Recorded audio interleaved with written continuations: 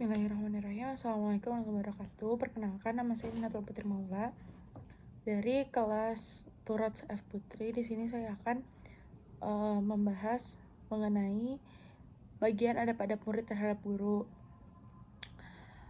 dalam kitab Bidayatul Hidayah sebagai tugas UAS Turats. Nah, di sini ada 3 golongan penuntut ilmu. I'lamu ang toliba ilmi ala salasati aksamin rajulun yatlubul ilma liyahizatu ra'adahu illal ma'ad wala yaksidu bihi illa wajhullahi waddarol ahirati fahadha minal fa'irin, yang artinya tuh ketahuilah sesungguhnya penuntut ilmu itu ada 3 golongan.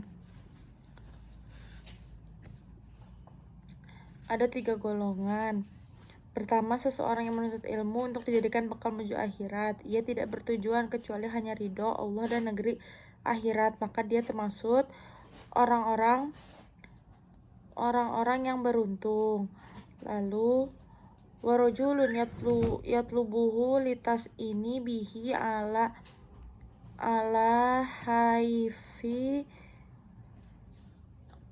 alima mustashkiru fil qalibi raqaqata haliyati wa yahsu maksidihi faqadza minal muhtirin. Artinya, kedua, seseorang yang menuntutnya untuk membantu kehidupan dunianya dan agar mendapat kemuliaan, kedudukan dan harta dengannya. Dia sadar akan hal itu dan merasakan dalam hatinya betapa rendah niatnya, maka dia termasuk orang-orang yang dalam bahaya. Yang ketiga, warajulus tahwadza alaihi syaitanu fatahoza ilmahu dari atu ila taksuri bil mali wattaqahuri bil jahi wattazuri bikusritil amba fahuwa yazunnu annahu min hiyaril ulma'i walaysa kadzalik fahadha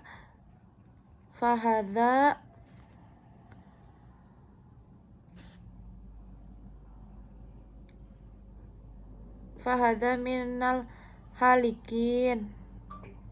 Ketiga, seseorang yang telah dikuasai setan, ia menjadikan ilmunya sebagai jalan untuk memperbanyak harta, berbangga dengan kedudukan dan merasa mulia karena banyak pengikut. Ia mengira dirinya termasuk ulama terbaik, padahal tidak, maka dia termasuk orang-orang yang binasa.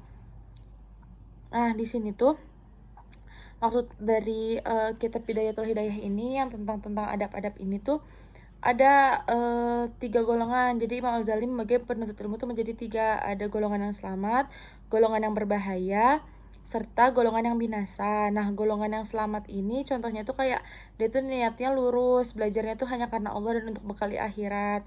Terus kalau golongan yang kalau golongan yang berbahaya ini kayak niatnya tuh dunia biar dihormati gitu.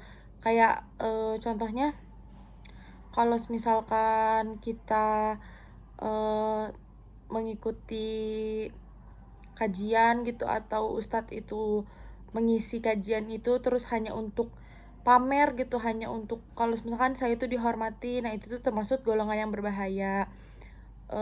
Terus akhirnya tuh kalau misalkan nggak tobat tuh dan gak lurusin niatnya bisa rugi, tapi masih ada harapannya kalau misalkan dia sadar. Terus yang ketiga itu golongan yang binasa, niatnya tuh 100% dunia, pakai ilmunya buat sombong. Terus dia tuh merasa diri dia paling benar, paling alim gitu. Terus akhirnya tuh binasa. Ini yang paling celaka karena sudah tertipu oleh tipu daya setan. Terus jadi tuh kita tuh harus tahu gitu sebelum belajar. Kita tuh harus tahu niat kita tuh sebelum belajar tuh gimana. Jadi kita harus lurusin niat kita gitu, bukan hanya untuk bukan hanya untuk kayak sekedar pengen tahu gitu, sekedar pengen merasa paling pintar gitu, tapi kita luruskan niat kita hanya untuk Allah Subhanahu wa taala. Biar kita tuh bisa sukses di dunia dan di akhirat. Terus kayak apa tuh namanya?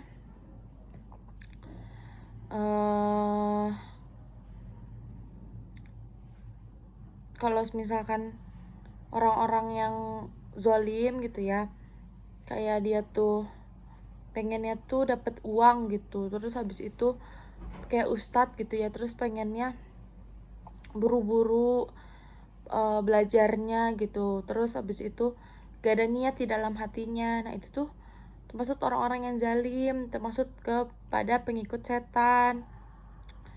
Nah apa tuh namanya, jadi tuh kita tuh benar-benar ini tuh yang dibahas di Bidayatul Bidayah ini benar-benar menjadi pembelajaran gitu buat kita semua gitu ya. Contohnya kita sebagai seorang penuntut ilmu. Nah jadi oh ya, buat contoh yang selamat itu tuh contohnya tuh belajar ngaji supaya bisa ibadah yang benar, terus belajar fikih supaya tahu halal dan haramnya. Nah kalau golongan berbahaya contohnya kayak kuliah biar dapat gelar dan gaji gede, tapi hatinya gelisah karena tahu niatnya kurang benar gitu. Dia tuh paham sebenarnya niatnya kurang benar, tapi tetap dilanjut gitu.